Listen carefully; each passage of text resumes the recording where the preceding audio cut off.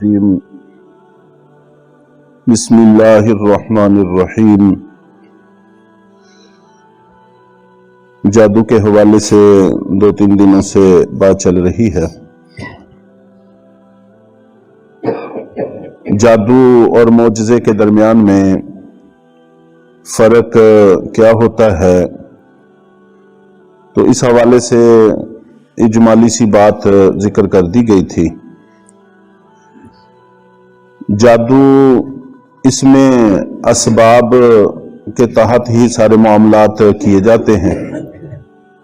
جیسے دنیا کا عام نظام ہے، جس کام کا بھی سبب ہمیں معلوم ہوتا ہے اس پر ہمیں کوئی تعجب محسوس نہیں ہوتا، اور جس چیز کا سبب ہمیں معلوم نہ ہو اس پر ہمیں تعجب ہوتا ہے۔ یہ لائٹیں ہیں، روشنی ہے، سب کو پتہ ہے اس کا پیچھے کنیکشن ہے، تو یہ ہمارے لیے کوئی تعجب کی چیز نہیں ہے۔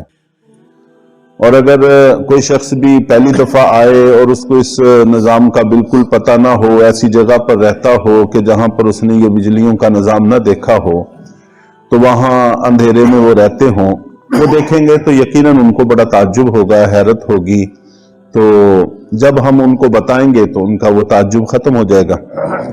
تو جادو میں بھی اسی طرح عام نظام کے تحت اسباب ہوتے ہیں، وہ چونکہ ہماری نظروں سے اوجھل ہوتے ہیں اس لیے ہمیں تعجب ہو جاتا ہے، اور ہم اس کو معجزہ یا کرامت کی طرح سمجھ لیتے ہیں، جبکہ اس کے اسباب موجود ہیں۔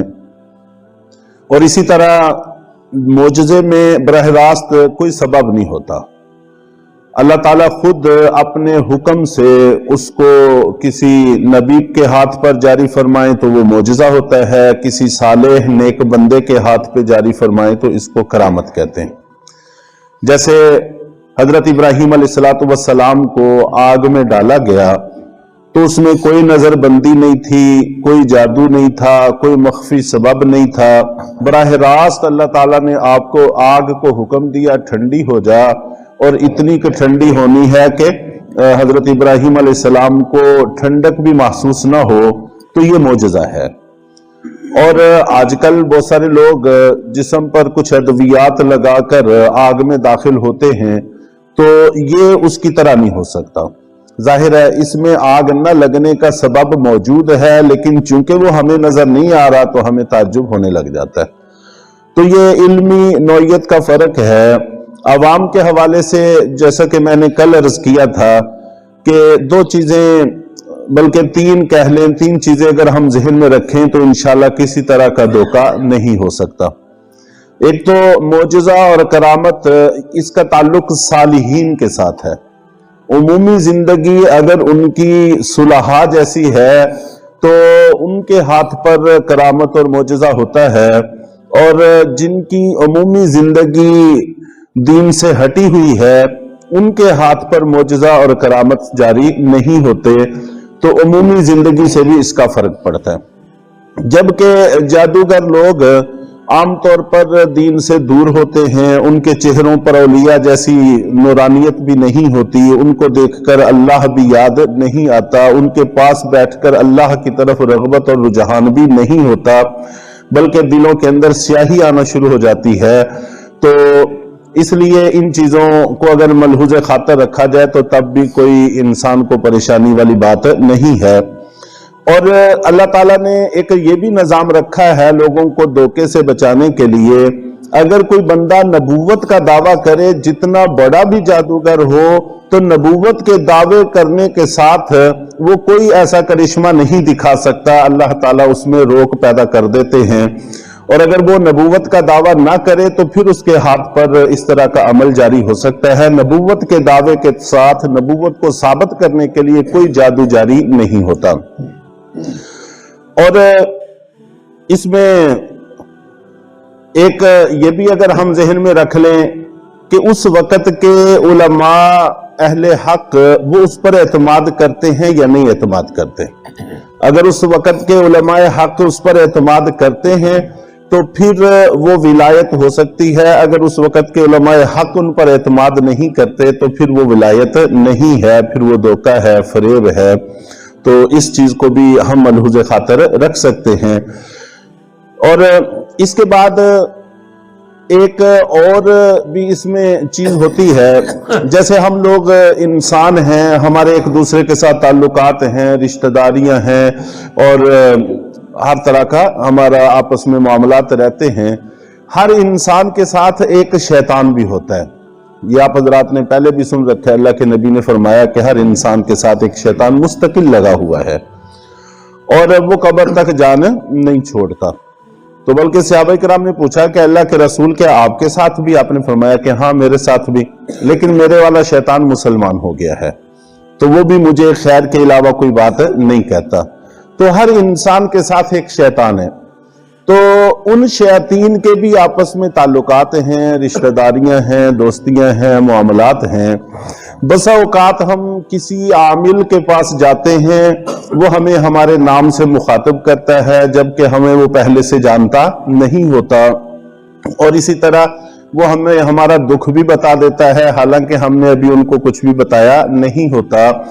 तो इसमें हम मोतकद हो जाते हैं और हम समझते हैं कि शायद ये कोई पहुंची हुई सरकार है, ऐसी कोई बात नहीं होती। ये शयातीन एक दूसरे से मालूमात हासिल करके उनको फराहम कर देते हैं। तो इसमें भी मख्फी सारा कुछ इस्तेमाल हुआ है, जरा इस्तेमाल हुए हैं, लेकिन चूंकि हमें वो नजर नहीं आ रहे तो हम धोखे में पड़ जाते हैं, इसलिए इस तरह के धोखे में भी पड़ने की कोई जरूरत नहीं होती। तो इस चीज को भी मलहूज खातर रखना चाहिए।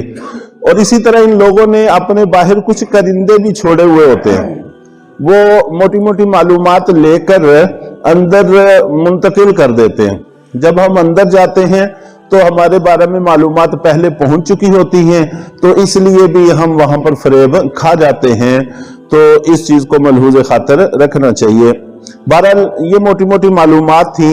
अब मसला यह है कि अगर हमें खुदा न खास्ता, अल्लाह न करे, किसी को ऐसे हाल से वास्ता पड़ जाए, कोई जादू, कोई टूना, कोई इस तरह की चीज, कोई असर अंदाज होती हुई महसूस हो। इसमें भी मैंने अर्ज किया था कि 100 केस अगर जादू के हों तो 99 केस जादू के नहीं होते, उनमें से एक ही जादू का होता है। बाकी कुछ नफ्सियात हैं, उसका भी मसला बन जाता है। कुछ हमारे वहम होते हैं, वो भी शक्लें धार लेते हैं, वो भी एक हमारे लिए मसला होता है। और हमारे घरों की बदआमालियां, नाचाकियां, ये भी एक बहुत बड़ा मसला है। तो ये सब चीजों के मिलते जुलते असरात होते हैं, तो हमारा जहन जादू की तरफ चला जाता है। हालांकि जादू का केस 100 में से सिर्फ एक होता है, लेकिन फिर भी बहरहाल अगर किसी को वास्ता पड़ जाए तो उसके लिए अल्लाह के नबी सल्लल्लाहु अलैहि वसल्लम ने अपने इलाज के तौर पर जो कुछ इस्तेमाल किया था वही बेहतरीन इलाज है, उससे बेहतर कोई इलाज नहीं हो सकता। चुनांचे आयतुल कुर्सी है, सूरह फलक है, सूरह नास है, कुरान पाक की आखिरी 2 सूरतें, और इसी तरह ला हौला वला कुव्वता इल्ला बिल्लाहिल अलिय्यिल अज़ीम, ये 4 चीजें मुअस्सर तरीन इलाज है। इनसे बेहतर दुनिया में ना इलाज कोई इसका पहले हुआ है, ना है, ना होगा। अलबत्ता ये मसला होता है कि मिकदार का, हर बंदे की बीमारी उस एतबार से है। बसाओं का सर में दर्द हो तो आदमी एक आध गोली लेके चाय पी ले तो आराम आ जाता है, कुछ देर आराम कर ले, सो जाए तो वो ठीक हो जाता है। और अगर किसी को बुखार हो तो 1-2 दिन इसके सही होने पे लग जाते हैं, बाकायदा डॉक्टर से दवाई भी लेनी पड़ जाती है। खांसी जुकाम हो तो हफ्ता 4 दिन लग जाते हैं। और अगर किसी को खुदा न खास्ता शुगर, ब्लड प्रेशर हो, ये जिंदगी भर का रोग है। तो जिस तरह की बीमारी है उसी तरह का इलाज होता है। तो इलाज यही है, अलबत्ता इसकी मिकदार में इजाफा करने की जरूरत होती है। नबी पाक सल्लल्लाहु अलैहि वसल्लम को जब अल्लाह ताला ने शिफा अता फरमाई और ये चीजें आप पर उतरी तो आप इसका एहतमाम फरमाते रहे, पूरी जिंदगी आपने इसका एहतमाम फरमाया, सुबह भी, शाम भी, हर नमाज के बाद भी।